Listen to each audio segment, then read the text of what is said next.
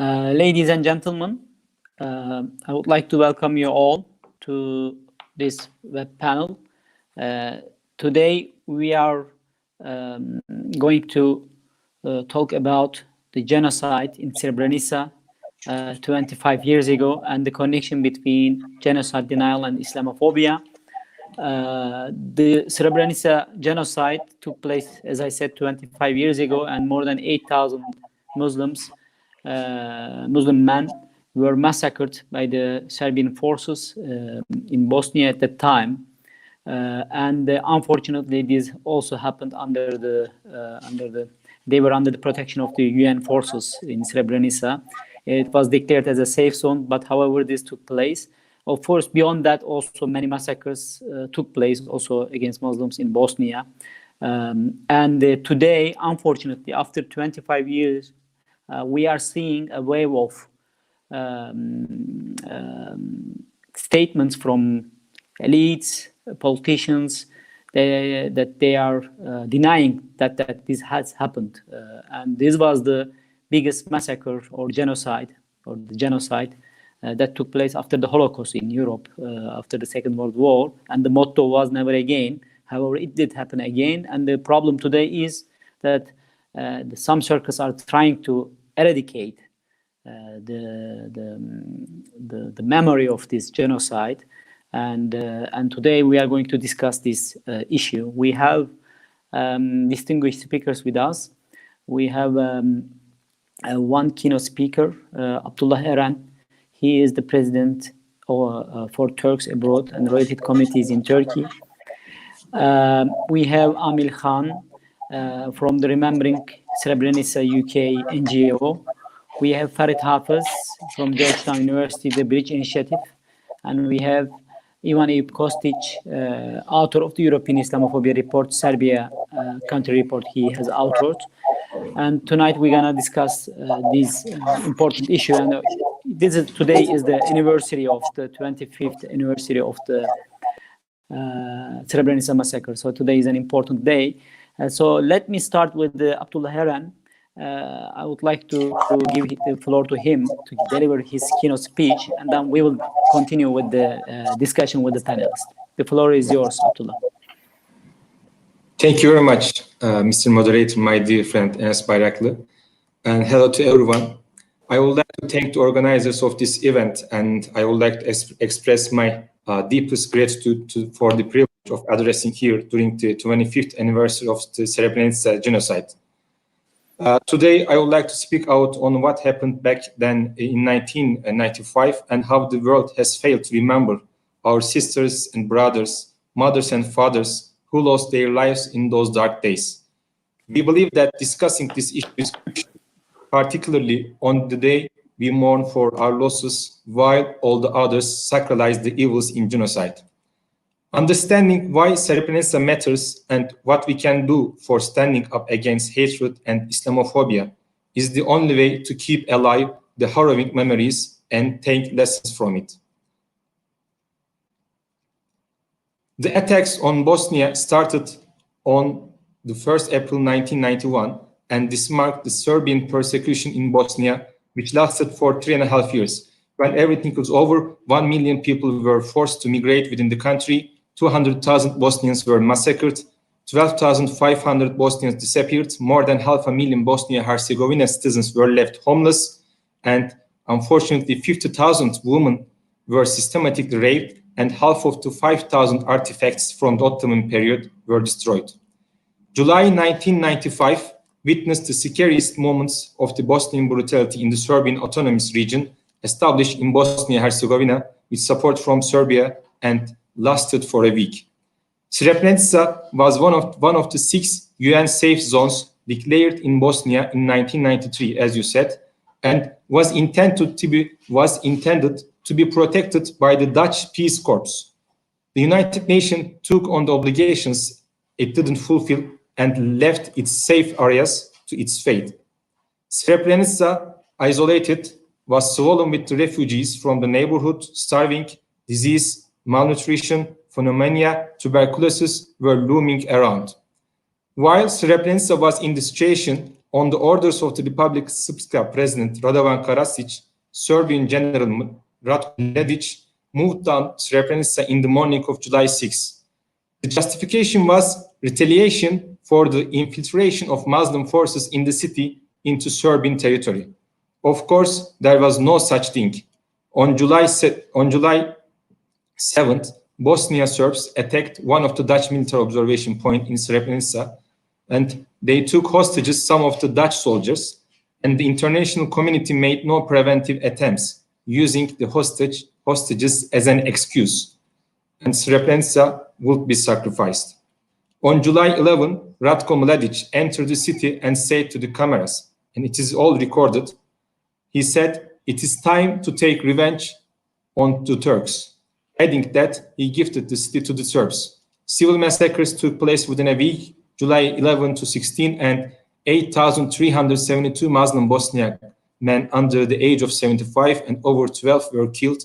More than 25,000 women, children, and the elderly were forcibly removed from the area. And I should say here, by opening brackets, the world rewarded the Serbs with the 49% of the country lands where they cleared from the Muslims through genocide. This is Republika Srpska, a Serbian entity within Bosnia. By July 17, all mass graves were closed, the victims were buried, removed from the graves, and buried again. Evidence were destroyed. Denial of genocide began simultaneously with the genocide itself. The International Criminal Tribunal for the former Yugoslavia recognized the one-week massacre as a genocide in August 2009, but no country has been charged as the perpetrator of the genocide. It was in international community's interest to see what happened in Srebrenica and in Bosnia in general as a civil war, because the genocide was made under the United Nations flag. In fact, this violence was not a function of chaos or ancient hatreds. It was the carefully choreographed result of a political decision made by the Bosnian Serb leadership with the support of the Serbian government. These are the facts, of course, we all know. What we don't know about the Srebrenica genocide is the denial activities of the 1995 genocide offenders, which were carried out insidiously by using huge funds, great efforts, and international supports, despite the international courts admitted that the events in Srebrenica in 1995 were a genocide, and judged and sentenced the primary genociders like Milosevic, Karadzic, and Mladic. The Srebrenica Memorial Center, which was established in 2000 in Srebrenica, Potocari, in order to uncover the facts about the Srebrenica genocide, published a report last May, Srebrenica Genocide Denial Report. In cooperation with the center, YTB, Presidency for Turks Abroad and Related Communities, has translated the report into Turkish, and we distributed it to the research centers and related formal government structures in order to inform them about the denied attempts of the perpetrators of Srebrenica genocide. The Srebrenica Denial Report identifies main talking points and tactics as the most frequently used in the denial of Srebrenica genocide. Disputing the number and identities of Srebrenica genocide's victim is the main talking point of deniers.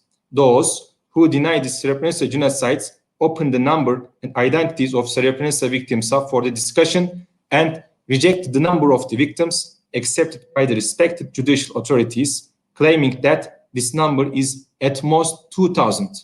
The second tactic to cover up the genocide is portraying Serbs as the oppressed and victim people of history.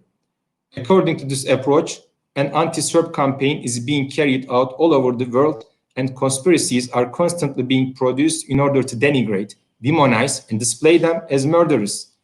This international anti-Serb conspiracy is used to undermine the international courts. The legitimacy of the courts is questioned, and anti-Serb bias in the institutions are pointed out as an excuse for denial. The third one is the one which we all know best: historically revised narratives which glorify war criminals and bolster Serbian nationalism. The normalization of aggressive Serbian nationalism, alternative history course, curriculums at schools, and public canonization of war criminals have been the case to silence the past and narrate a made-up story. In 2018 and 19, denial activities were carried out intensely and began to bear fruit, unfortunately. Two commissions established at the official level in 2019 in the Republika Srpska in order to deny what happened in Bosnia and Srebrenica. These two commissions mean we do not recognize the findings and decisions of the international organizations, courts, and researchers about the historical facts in the region.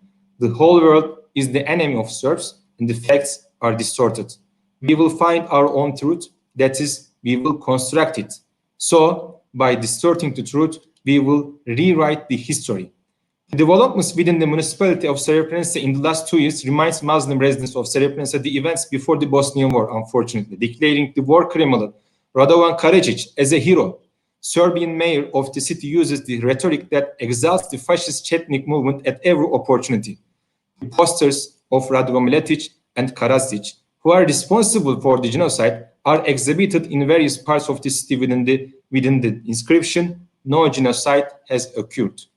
Serbian convoys are throwing pig organs to the memorial center by singing Chetnik anthems around the Srebrenica Memorial Center on the eve of Orthodox Christmas and firing the gun into the air. As stated in the report, these are not just ordinary harassment, but symbols with Islamophobic intentions. Deniers are not limited to the people in these cases.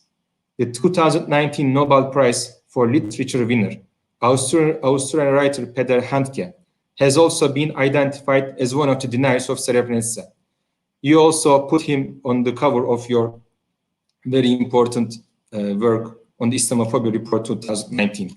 Handke, not an ordinary literary writer, but a close friend of Serbian President Slobodan Milosevic, a war criminal, wrote that depicting Serbs as aggressors of the conflict is unfair, and this is so funny. Markele marketplace was bombed not by Serbs, but by Muslims. Handke is a genocide denier who testifies in favor of Milosevic in The Hague and laments him when he died of a heart attack. Giving the Nobel Prize to Handke is stated as nothing but an affirmation of the Srebrenica genocide in the upper layers of Western intellectual class. In recent years, many publications in Serbia and the Republika Srpska and the international arena to deny the Srebrenica genocides have been drawn attention. So much so that even the war criminals who are the perpetrators of genocide write books or articles on the subject. As the denial report correctly stated that the denial of Srebrenica genocide is related to the ideological discourses and extreme right-wing tendencies which triggered anti-Semitism, Islamophobia, and xenophobia. Recollecting this event will show us the connections between the denial and Islamophobia. 51 Muslims who were worshipping in Christchurch, New Zealand, were killed by a 25-year-old attacker who believed in the superiority of the white race. The names of the Serbian nationalists were written on the weapon used by the attacker, and he listened to a Chetnik song that glorified Radovan Karadzic just before the attack. And also, you may remember very well, Norwegian far-right terrorist Breivik, who murdered 77 people in Oslo and Otaya Island, saying his actions are defense against Islam, which he claims is taking over Europe, is Srebrenica genocide perpetrators here. Like Breivik, genociders of Bosnia claimed that they saved the Christian West from Islam. We are all responsible, regardless of who we are, for fighting against the denial of genocide committed at the UN safe zone Srebrenica. The Srebrenica genocide denial report tells us what we can do while fulfilling these duties and responsibilities. When we think about combating the denial, we might only think about denials at the institutional level. However, both collectively and individually, we all have responsibility to fight against the Srebrenica denial at different levels. We, as ordinary citizens, can express the facts with a determined, brave, and clear stance in all platforms we can reach, starting from our close circles, being aware of the discourses and claims used by the Srebrenica genocide deniers. The terms such as ethnic cleansing, massacre have been used as euphemism for the term genocide. It is very, very important to speak a lot and say genocide. At the government level, making anti-denial laws and informative publications through relevant official institutions and organizations can be the first step. In national and international platforms on genocides, human rights, hate crimes, xenophobia, and Islamophobia, truths related to the genocides and denial of Srebrenica can be brought to the agenda. Updating school curriculums and correct historical narratives are also important when we think that young generations are the key to correct the wrongdoings of the past and aim a better future. At the civil society level, organizing informative activities to support public activities, organizing programs where genocide survivors and genocide experts can convey their experiences of Srebrenica to the audience, and arranging joint activities with the Srebrenica Memorial Center can be effective.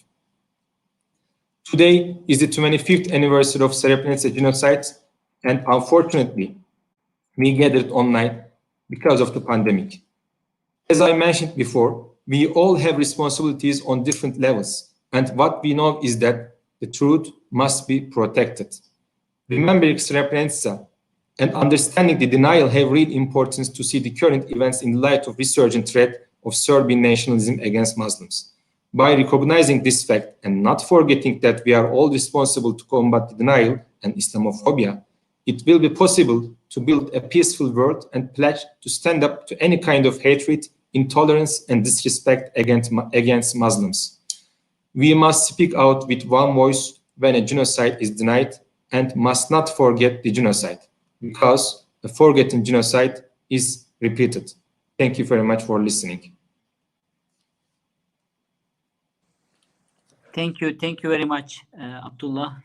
Thank you for your participation to this important panel.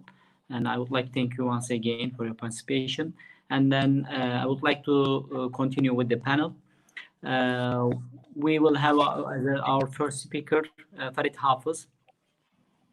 As you know, we are publishing European Islamophobia report since 2015, and this year we published This year we published the 5th edition of this report, and on the cover page also we used the ceremony of the Nobel Prize in Literature to Peter Handke, because we think this shows that how I mean, to which degree the Islamophobia is normalized today in Europe, especially because Peter Handke is well known for his denial of the genocide, but also his support to Milosevic, who was responsible for the genocide and the massacres in Bosnia, but also in Kosovo and also in other parts of the Yugoslavia, also in Croatia. So, Farid is the other editor of the European Islamophobia report, and we have been mentioning this denial of genocide in the last 2 to 3 years. This was coming from the authors of the Balkan countries, this development, and Farid is going to talk about the connection between Islamophobia and the genocide denial and the findings of our report. The floor is yours, Farid.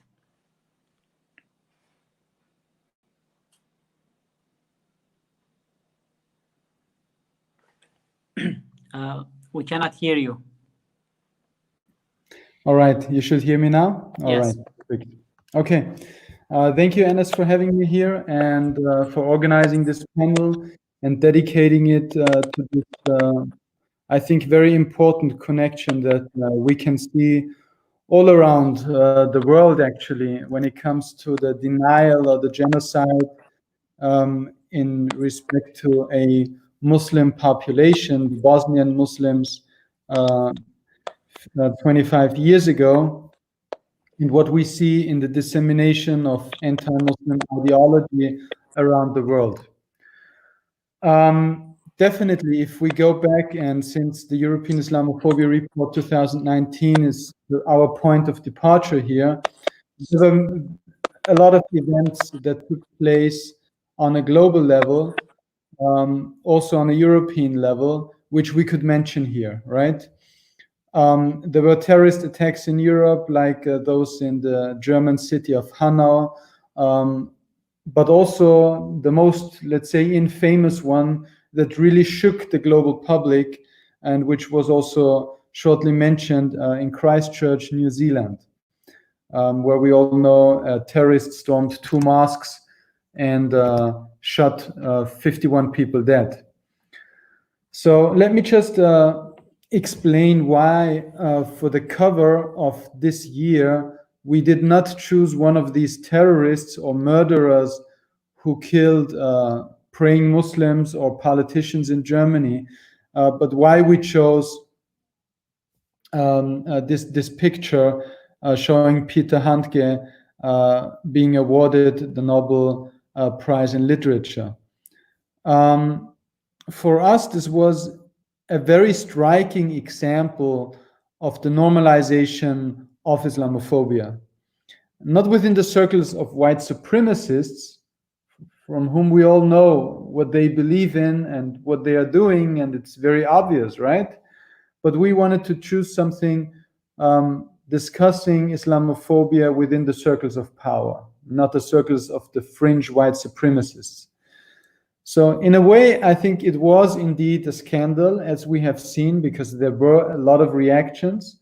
But still, it was also widely welcomed that Peter Handke was awarded the Nobel Prize in Literature. So let's just imagine that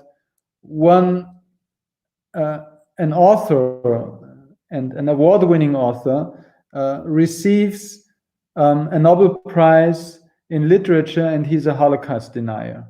I think all of us are clear about the fact that this would just not happen, right? Why? Because the Holocaust in our global consciousness is so much there, and it's a normative, has a normative dimension as to not really being questioned, right? Which is good. So I'm not calling for historical revisionism. But the point that I want to make is that the fact that somebody receives a Nobel Prize in literature, yet he is somebody who denies the genocide committed against Bosnian Muslims, that shows us where we are in terms of how much we really respect, or let's say rather not respect, what Bosnian Muslims have been going through.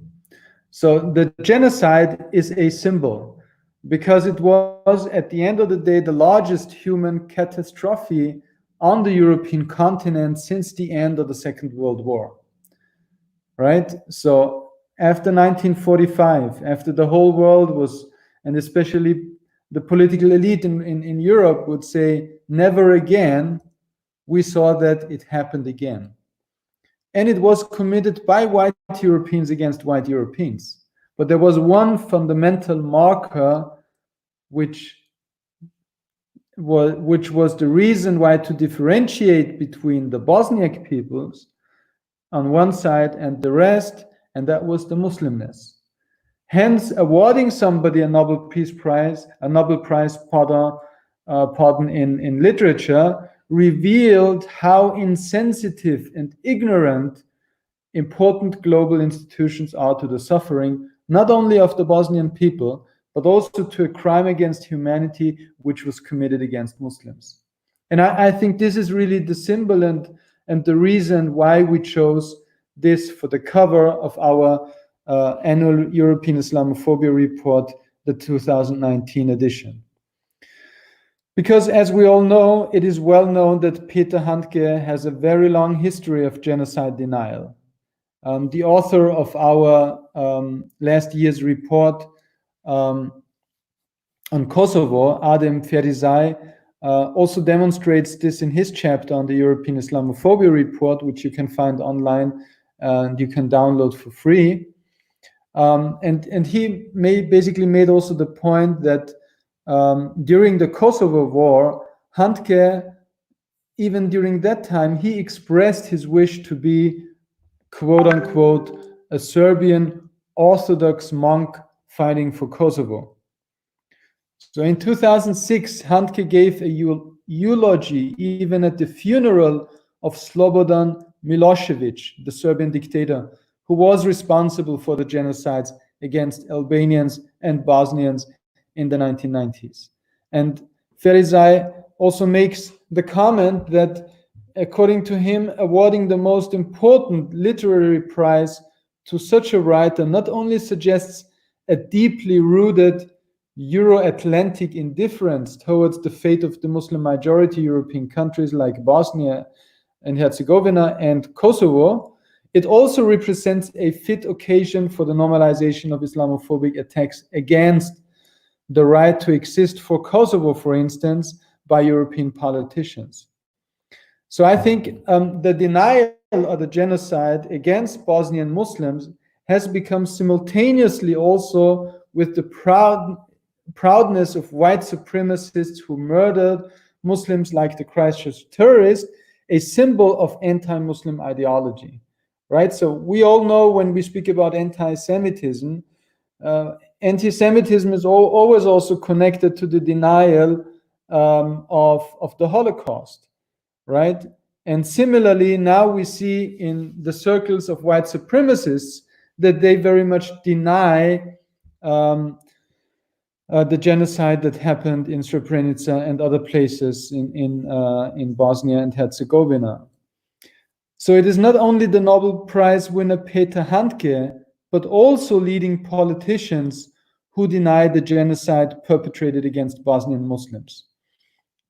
One part of this denial is also the strategy of belittlement, right? So just to give one example again from last year, during the Yahorina Economic Summit on July 9th in 2019, the Serbian Prime Minister, Ana Brnabić, referred to the Srebrenica genocide as a quote-unquote misunderstanding. Such rhetoric is, again, not rare among Serbia's highest officials. At the same time, and I think that's also something important that we have to keep in mind, there are certain European politicians who try to reframe the past and or the present of Muslims' realities in Europe to make today's Bosnia the problem. And this is what I would call the strategy of victim rehearsal. Again, this is something we very much know from anti-Semitism. And I think the most outstanding example of making Muslims in Bosnia the problem was last year a remark by the French president, Emmanuel Macron, who said in an interview with The Economist, I quote him, "If you are concerned about this region, the first question is neither Macedonia nor Albania, it's Bosnia-Herzegovina." And he continues, "The time bomb that's ticking right next to Croatia and which faces the problem of returning jihadists is Bosnia-Herzegovina," unquote. So what is important here is that President Macron neglected to mention the white supremacist ideology that is not only represented by far-right groups, but very much by top politicians and political leaders in that region, rather than criticizing white supremacist ideology and people who deny the genocide or who belittle it. On behalf of those in power, he rather opted for criticizing the marginalized Bosnian Muslim community. And again, I think that this strategy of the victim rehearsal is a very problematic one, because if you look at the public discourse that we can see in Europe and how they are discussing the issue of Bosnia as part and parcel of Europe, again, it's very often this being a hotspot of terrorism, right? Though Bosnia is structurally being marginalized within the European continent. So similar to the denial of the genocide in many European countries, we can observe the denial of the very existence of Islamophobia itself. And the reason why I want to point this out is not only because we are here based on the presentation of the European Islamophobia report, but also because the genocide against Srebrenica was also partially based on a rhetoric that was deeply rooted in an ideology that saw the Muslim stranger as the enemy within the society. Today, we have a number of countries in Europe. To give just two examples, Austria or Norway, where leading journalists of editorial boards shift the focus from Islamophobia as a problem to Islamophobia as a combat term, right? They argue that the term itself is used by Islamists to delegitimize any debate on Islam and Muslims. But what we see in reality is that people are getting killed because of this anti-Muslim ideology that is out there. A continuing effort by some forces is attempting to spread fear and reluctance to use the term Islamophobia in the public sphere or anti-Muslim racism, thus basically feeding the strategy of victim rehearsal on a different level. And we have to be aware of the many existing dots that connect these transnational anti-Muslim actors, right? When parts of the political establishment in the Republika Srpska continue their separatist policy, they are also supported by visits from abroad, especially members of far-right political parties that are also in some cases, like it was last year for the case of Austria, the Freedom Party, they were part of the government. So also on another level, this ideology travels, and that was mentioned already shortly before. The perpetrator of the Christchurch terrorist attack in New Zealand, he had names being inscribed in the weapon that he used to kill those people, right? Again, drawing very much on an idea of an eternal war of white European people against the Muslim invasion, which they imagine to be the biggest threat today in Europe.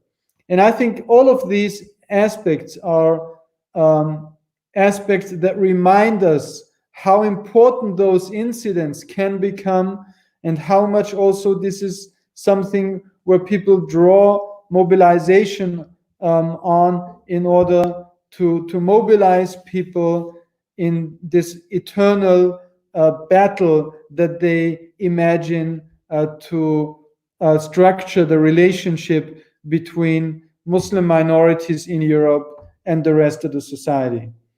So at this point, I would like to thank you for listening, and I'm looking forward especially to the part of Ivan, and I'm very happy that he's with us, speaking especially from a perspective of Serbia itself, and how that also translates very much in the national context there. Thank you. Thank you very much, Farid, for this presentation. And I would like to now give the floor to Ivan Kostić. He has authored the Serbia report in the Islamophobia report. So Ivan, I mean, you are following the issue from Serbia also, and of course the source of this denial coming from Serbia in the first place, but also it is very well connected to some other far-right circles, especially in Europe, but beyond. So what can you tell us about this? I mean, are there any also counter movements to this this denial in Serbia? I know that there was in the past, but what is the situation today? Assalamu alaikum and good evening, everyone. First of all, I wanted to give my thanks to SETA for inviting me here, and to Enes and Farid also as editors of Islamophobia report. I would like to, because you concentrated a lot on genocide denial, which is absolutely one of the most significant problems that we are facing today here in the Balkan region.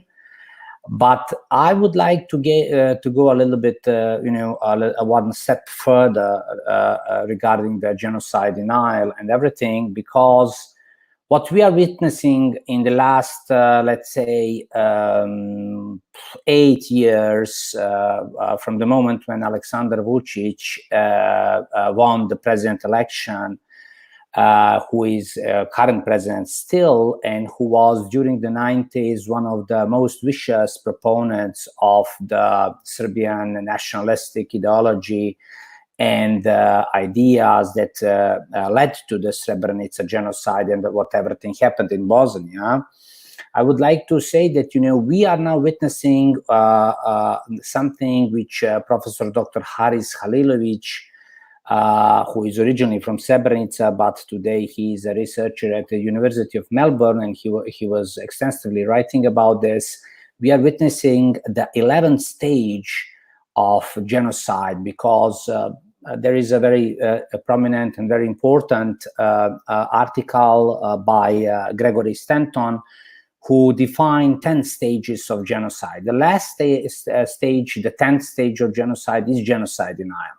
But Professor Halilovic went further, and he defined that what is going on in Serbia and in the Balkan region today is the 11th stage of genocide, and he called this 11th stage of genocide as culture of triumphalism.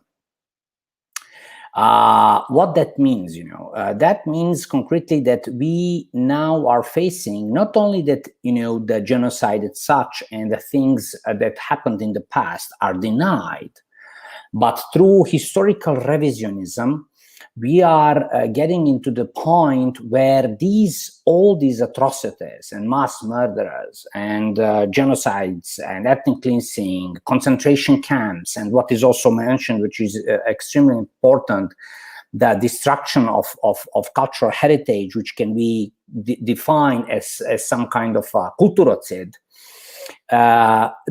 This is currently in Serbia and in Serbian, media machinery that is working on that.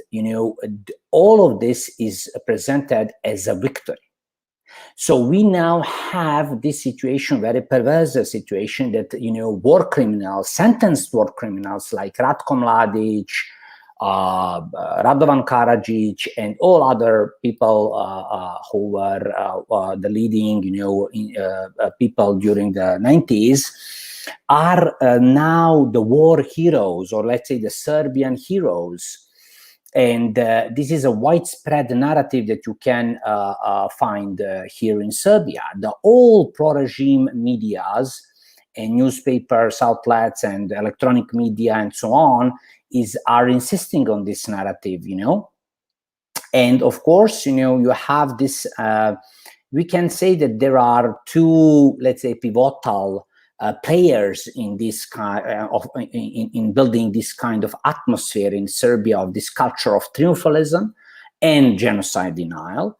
That is the state from the moment, as I said already, from the 2012 when Aleksandar Vučić won the elections. And the second is the Serbian Orthodox Church.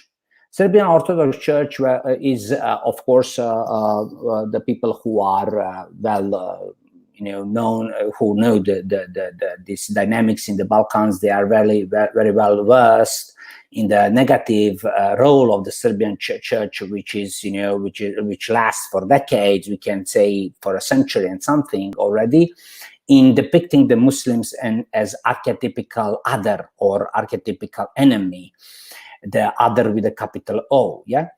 And why it is important to emphasize the role of Serbian Orthodox Church is because the Serbian Orthodox Church is a very important, pillar when we are talking about the Serbian national identity. The Pew Research, for example, from 2000, I think, 18 or 2019, when they asked, could you be a Serb and not Orthodox? 80% of people said that it is not a possible thing. So in that regard, Serbia Orthodox Church, as I said, is a very important player who is disseminating very, very negative stereotypes against the Muslims, and also regarding the what everything happened in the Bosnia and Herzegovina and Kosovo during the 90s. The second player, as I said, is a state who has a whole machinery of media machinery, which is absolutely in hands of strongman Vučić, and he gives the floor in this media to the most vicious proponents and ideologists who were during the 90s were the most, vocal proponents of this Serbian exclusivistic and aggressive ideology that led to the Srebrenica and what everything happened. So you have, for example, complete rehabilitation or reaffirmation of the Serbian intellectuals in academia, who are very, present in the academia, who are all over the place, at the televisions, newspapers, and so on, spreading the absolutely same narratives that they have done, during the 90s, like, this threat of some kind of Islamic state that will be formed in the Balkans, that depicting Muslims in Bosnia as some kind of, hotbed of Islamic fundamentalism, Kosovo and Bosnia and Albanians, Kosovo Albanians and Albania. Of course, they are insisting about this this narrative of neo-Ottomanism, that Turkey is coming back to the Balkans with some kind of, again, colonial aspirations and this and that. So this is the narrative that goes, on and on and on, here in Serbia for years now. And it is absolutely, I could say, the dominant narrative that you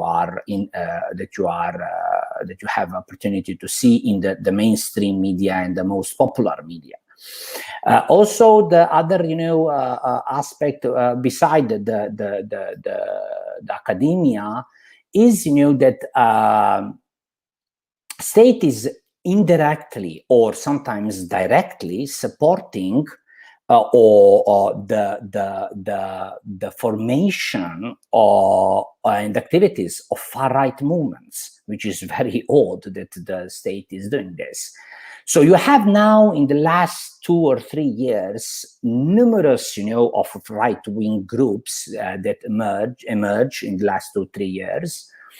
I don't want to mention their names because I think that for the viewers doesn't mean a lot, but there are really dozens of these ultra right-wing groups that are today very, very active. And they are, of course, important because they are acting on this grassroots level, spreading this hatred on the ground. And also they are very active on the social media. And through social media, they are trying, because they are representing themselves as some kind of subcultural movements and this and that. And they are trying to reach out to the young population, in this plan of theirs, they are very successful. So they are reaching out to many youngsters there. And they are presenting the Ratko Mladic, Karadzic, and all of these people that we mentioned today as some kind of pop icons. They became some kind, you now have these very widespread, selling of the T-shirts, many, slogans they invented, and so on that are, related to the 90s and to the Karadzic and Mladic and so on. And that they are Serb heroes, lions, and so on. And so this is the second thing that the state is doing, So beside this academia and then these far-right movements. But then we have also a very important issue, which is related to the politics, or let's say the regional relationship with other countries. So someone I think mentioned already, I don't know who, that you have in the last 5, 6, 7 years, that the relationship between Serbia and the Kosovo authorities and Bosnia and Herzegovina worsened immensely.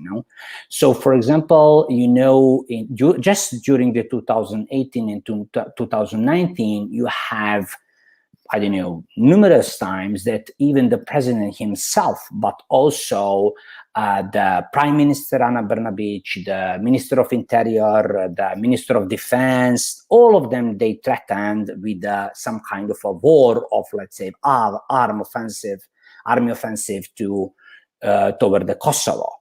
And the other thing is that Farid mentioned this secessionist tendencies that we are facing and that are present in the Bosnia and Herzegovina. This is absolutely now obvious that they are investing a lot of money into the Republic of Srpska, and they are investing, or they are hoping, and Milorad Dodik, the president of Republika Srpska, he is even extremely open about this. You know, he's in Serbian media, is even drawing the maps and so on and so on, how that the Republika Srpska and Serbia as one state. And he's absolutely open. He's saying all of these things very openly, that he doesn't recognize Sarajevo as his capital, that his capital is Belgrade, that he doesn't recognize Bosnia as his country, that his country is Serbia, and so on and so on and so on. So this secessionism is absolutely, I don't know, it is not anymore, it is not enough to say it's a dominant narrative, but it is really a long-term strategy, that because they are in this moment, they are aware that they cannot achieve this. Even this they are saying very openly, but they are, saying that, in the future, distant or, maybe, near or distant future, they will achieve, and that they have just to be, patient, and that they undermine the statehood of Bosnia and Herzegovina, that this is their goal, and that in some moment Republika Srpska will gain its independence, and that they will join the Republic of Serbia, that it will become one state. And when we are talking about this, we don't hear, or we cannot witness enough, reactions from the international community. International community is absolutely absent. You cannot. I don't know, because the international community in this moment is absolutely fixated and absolutely occupied, focused that Serbia somehow solved this problem with the Kosovo. And because of this, they are not, they don't, care about anything else, what is going on in the region, and what Alexander Vučić is doing inside the country, and what are his plans. So, the international community has to be much more, proactive in, and aware that that they already once, first of all, because they have to be aware, because they have the lessons from the history, because they already, what was mentioned in the beginning of this web panel, is that that they already failed once during the 90s. We had this genocide, and we had all the mass atrocities, because the international community was absolutely incapable of stopping the Serbs, the Serbian aggression in Bosnia and Herzegovina. So they have to do something, and to be much more proactive in the Balkans, and to be aware what Alexander Vučić and Milorad Dodik and this whole political garniture, what they have in mind and what are their plans. And also regarding the genocide denial, and this, for me personally, and this cultural triumphalism and genocide denial is, as how I see it, this is just, the first step of reaffirmation of this Serbian nationalist project of Greater Serbia, and this unity of all Serbs that are living in all other countries, or the territories that this ideology sees as theirs, like, for example, Kosovo. So I think that this is, extremely important topic that the international community should tackle, and maybe I can now also say something about what Farid was saying, and that is about this connection, or let's say the inspiration that the right-wing groups worldwide, all around the world, are, that they are inspired from the Serbian nationalist ideologies. And this is absolutely true. This is the Christchurch massacre, and this Taran guy. He's not the only one. The Breivik, in his manifestos, memoirs, and so on, he was also writing about how he was inspired by Karadzic, and the whole. He has a whole pages and pages written about Republika Srpska and what that means. What that means meant to him when he was planning his attacks in Norway, and many other groups. And also what is, and this is, who is interested, you can download the European Islamophobia report, so you will find there in the report about Serbia that I wrote. There is during the 2019 there were a couple of investigative journalists who wrote very important articles about the connections of the far right groups in Serbia with the far right movements in Austria, in Germany, in France, in Poland, in Romania, Russia. Also, while I was also, because I was looking at their websites, their activities, and this is and Facebook channels and so on and so on. This is absolutely, they are all also not at all hiding this. They are openly collaborating and seeing each other, these groups, they are traveling to Romania, to Germany, and there. And what is also important to mention, that even some like AfD, for example, they established, the very open political connections with the political parties in Serbia who are ultra right wing, and which are parliamentary parties like AfD is in Germany, and even AfD reach out to the Serbian Orthodox Church. Now,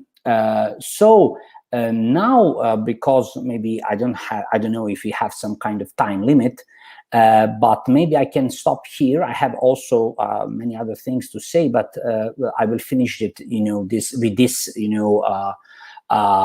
with this aspect of the influence of Serbian nationalistic ideology to the far right movements worldwide.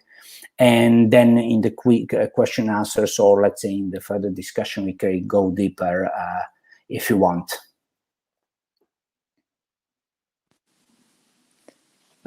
Thank you very much, Ivan, Ejub, Kostić, for this intervention.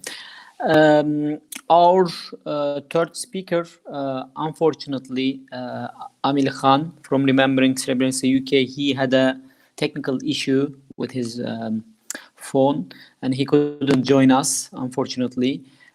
So we had some questions from the audience, and the first question goes to Mr. Kostić. One of our viewers, he or she asks, do you think that refugees stacked and settled in West Balkan countries can inflame new Islamophobia? I used to hear some rumors like new Islam wave is threatening us. Another question is, we hear many news about the rise of far right in the political sphere, but another issue is that there is the fact that white supremacists are already trying to infiltrate the security apparatus in countries like the military. So my question is, can we feel safe in Europe, and could there be a second Srebrenica in Europe where far-right extremists already prepare for the day X? Another question, I think this question was to all the speakers, and another question is to Mr. Kostić. Do you think that there is a difference between experiences on Islamophobia by Muslims in the Western Europe and those by Muslims in the Balkans? Maybe we can start with Mr. Kostić, and then we can continue with Farid. Yeah, I will leave it for Farid the second question that you mentioned, and I will try to answer this third question that you mentioned, the last one, the difference between Western Islamophobia and what is going on in the Balkans. I think it's very, very important one. because the difference, between the Western countries and the Balkan countries, for example, you don't have a lot of, everyday incidents in Serbia, like physical attacks or attacks on the mosques and so on and so on, because the Balkan Muslims, they are living here for the centuries. They are the same like the Serbs or any other population in the Balkan. So they are the autochthonous group here. So regarding this, we don't have this, let's say, physical attacks or widespread physical attacks or attacks on the mosques or something like this, what we have in the West, or even these polemics about the hijab ban or halal slaughtering and so on and so on. In that sense, the Islamophobia is not manifested here. But what everyone has to, realize, or let's say keep in mind, that beside this, that we are not, experiencing this, that we are really experiencing the constant existential threat, a possible existential threat. In other words, we can say that, that in every literally second, or in every little moment in the future, or is it near or distant future, as I said, we can say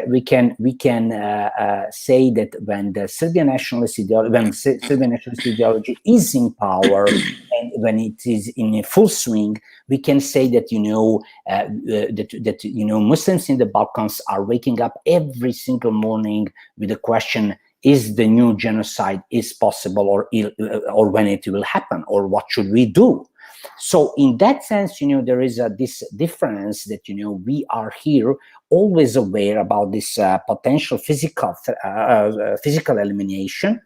And I would just, in that regard, I would like to emphasize for your viewers that all of our viewers, they have to have in mind that this is not the first genocide that occurred against the Muslims in the Balkans. So you had in the past, during the 40s, during the Second World War, you had a systematic ethnic cleansing and genocide in eastern Bosnia and Sanjak region.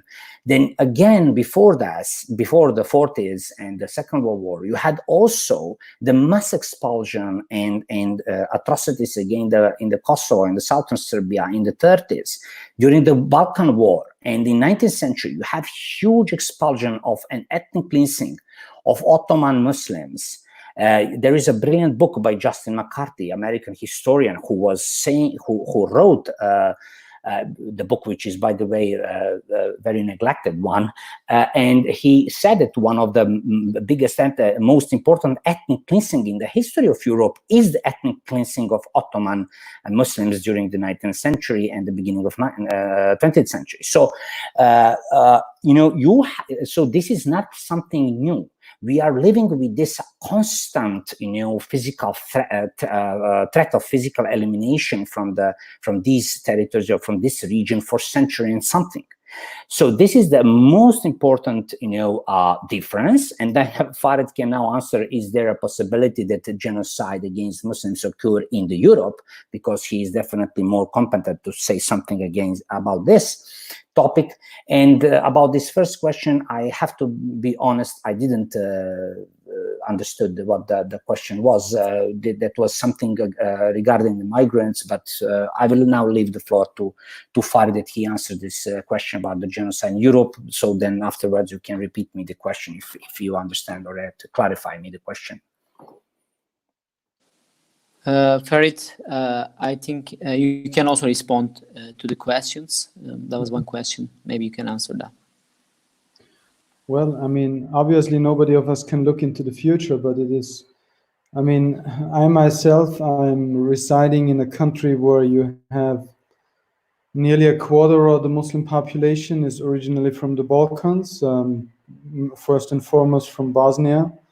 So I know all those kinds of internal debates also within the Bosnian community, and how also they reflect upon what is going on in countries like Austria or others where they are currently residing, and how they see the developments, right? I mean, there is this theory about the different steps to the genocide, right? And it's very often that I encounter people, historians, or just common people who survived the war, who are reminding us and who are telling us about the severity of the situation we are in countries like Austria or others.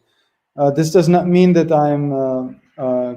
that I would argue that yes, we are going through this or that, because I think it's just difficult to say. But I think at least what we can learn from all those genocide studies is that we should always be awake when things do start with words, right? Because words are much more than only spoken words. It's more than just thoughts that are translated into words, but it is also an imagination of how we envision our future to be, how we see reality, how we project our wishes and our fears onto the future, how we see it.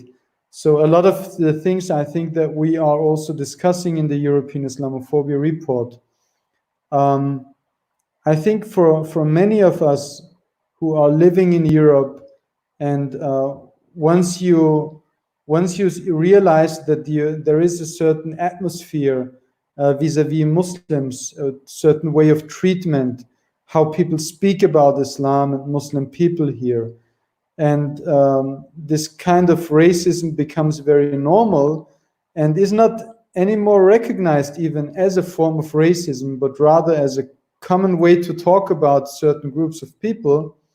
I think this is the point where things become dangerous.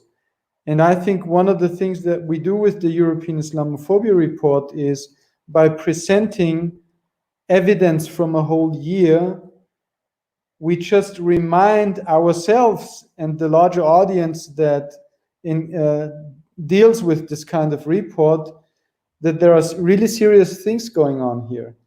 So I think that also shows, because sometimes I myself even, this is how I see the work. Like when you look at the report and you read it from A to Z, and you realize what has been going on for a whole year and how intense certain discussions were, and the repercussions of different political discourses and how that has translated into discriminatory legislation. I think that's the point when you realize, you have to look at what is going on here, and we have to see that we should not just accept the things that are happening to us, right? So I think, yes, we have to be very much awake, very much critical, and we should especially engage and try to counteract those developments that we see with our eyes. So in that respect, I think this European Islamophobia report project is really important, in that it brings to our eyes in an analytical way and in a very condensed way the things that are going on in our European societies.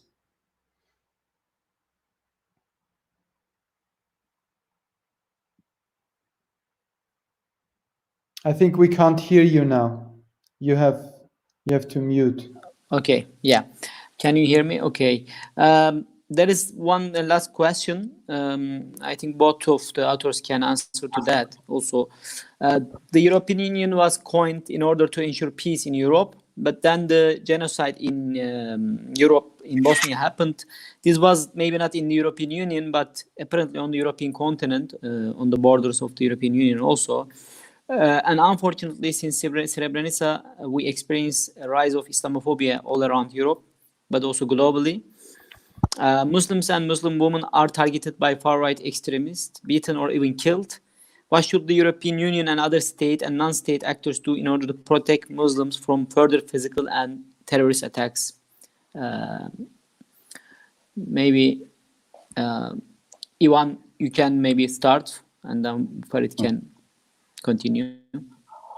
When I will again focus on the Balkan region, because this is also the as I said, because the question is about, again, this physical threat and so on. So I have to be honest, I don't, for example, me personally, I'm getting all the time, numerous threats, And only once in my life, I went to the police station and no one reacted. They just said, "Okay, you are doing what you're doing. You can expect this." So from the state, I cannot expect in this country any kind of protection. I'm absolutely aware of this. But if we are talking about this whole issue and what we are talking about until now, the genocide denial and this reaffirmation of this vicious Serbian nationalistic ideology and so on, I can just only say that, we here definitely we need some kind of help from the outside. Is this from the Muslim world? Is this from the international community, wider international community, from European Union, and the human rights organizations, and so on and so on? They have to be much more vocal. They have to be much more present. And definitely, I'm repeating, that, for example, in Serbia, also I would like also this to emphasize that there are two regions in Serbia which are absolutely underdeveloped and are under the constant, neglectance from the state. And this is the Sandžak region, which is absolutely predominantly Bosnian Muslim region. Then there is a Preševo Valley, where the majority of population are Albanian Muslims.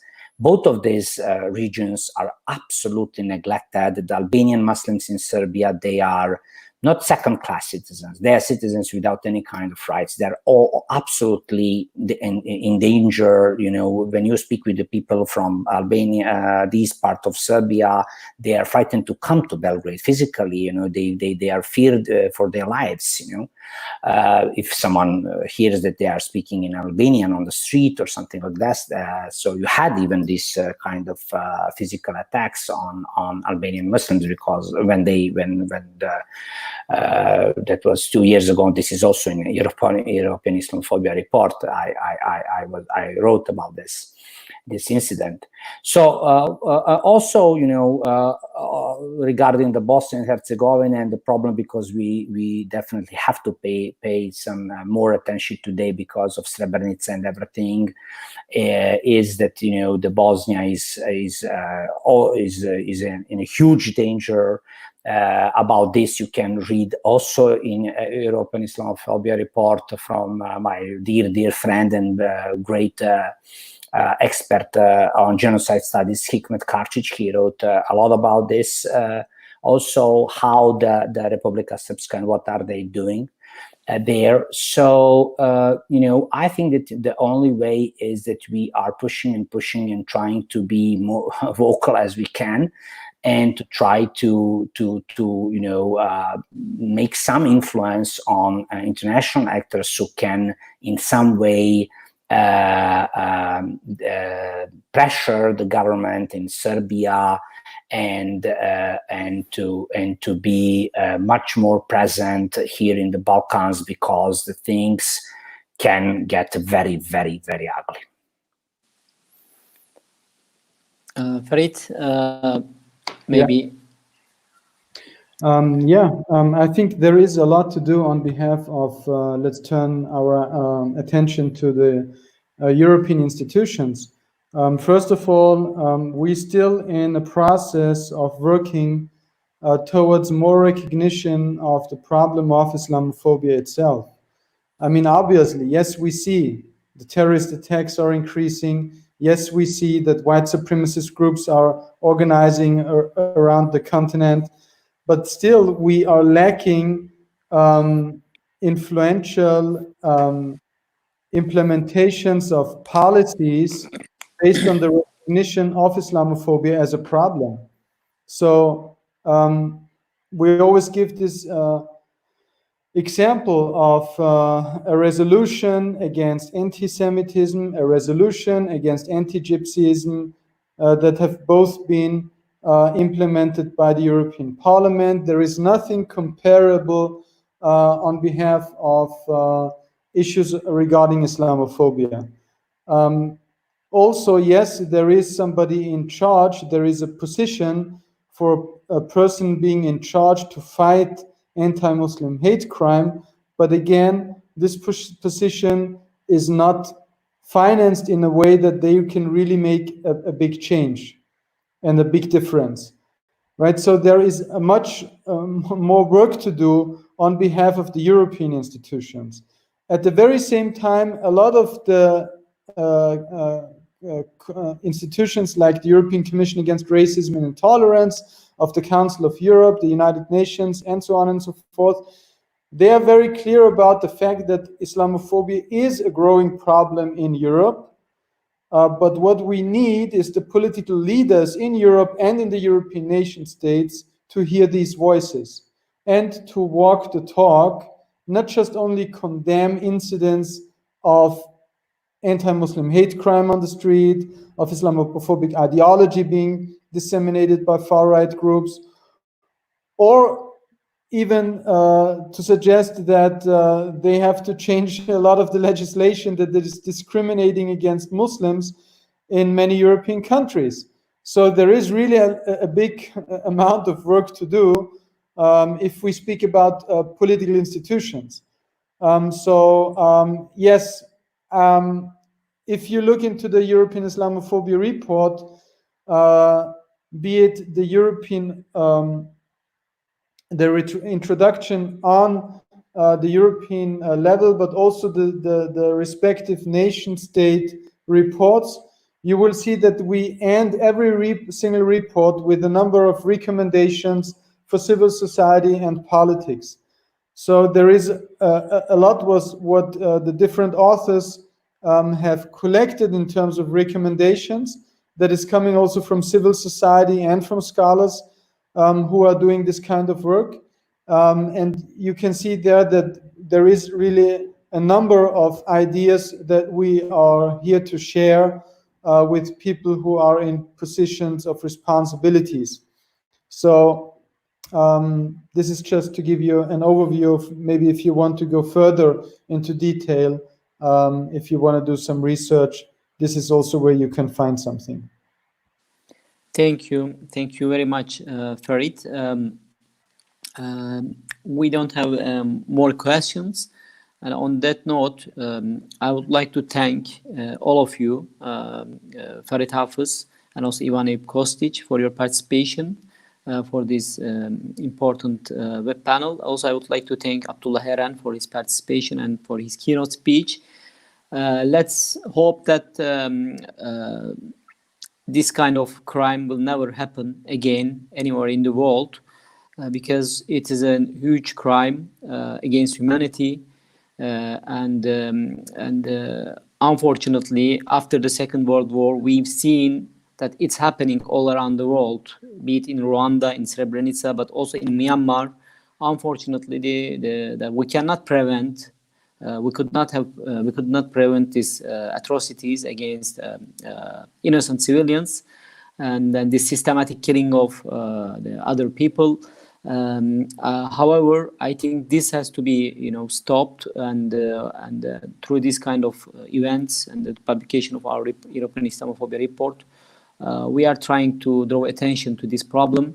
However, the problem here today is, I think, the Islamophobia has become the leading force of genocide ideology, genocidal, beliefs. In the past, it was more anti-Semitism.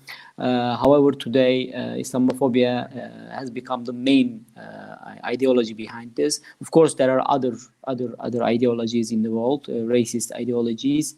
However, the problem is really getting worse, and we hope that it will get better for all the humanity. Thank you very much. Thank you to all, and I hope to see you again in another web panel. Thank you also to our viewers. Thank you.